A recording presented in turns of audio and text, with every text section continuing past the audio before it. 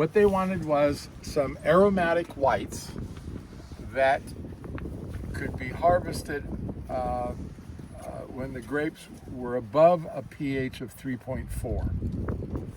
And we would never wait for the grapes to get that high. But this year, the Riesling just didn't want to move. And so, the professor I was dealing with at UC Davis said, no, we can wait. Okay, great.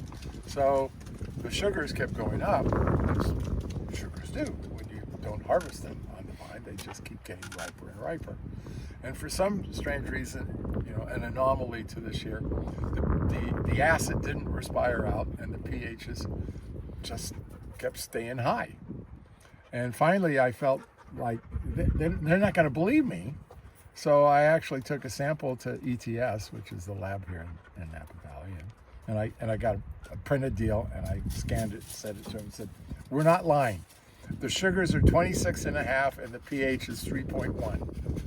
And I go, "What do you want me to do? I mean, this is insane. Something's going on here. We don't know, but we're clearly not hitting your 3.4 pH above." And so he said, "Okay, let's just harvest them anyway, and we'll fiddle with it." And what they're doing, he told me, is very interesting. They are fermenting it with a non-saccharomyces cerevisiae yeast. I'm not even sure it's a yeast, but it's clearly not Saccharomyces cerevisiae. And what they've seen, and they want to try to do it in a slightly larger scale, because we gave them 1.5 tons, 1 3/4 of Riesling, is when it ferments, it creates acid.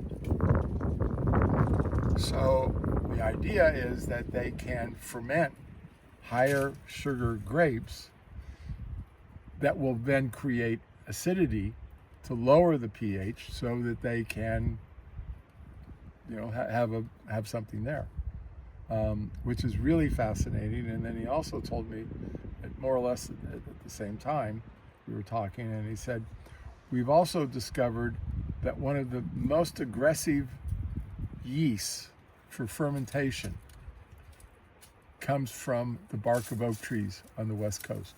So those trees there are black oaks. Right. And apparently those oaks, black oaks, live oaks, I don't know how many different species of oaks there are all up and down the coast to British Columbia, but they host a yeast which is a very aggressive yeast, and they're hoping to capture it, synthesize it, freeze it, maybe even make it commercial.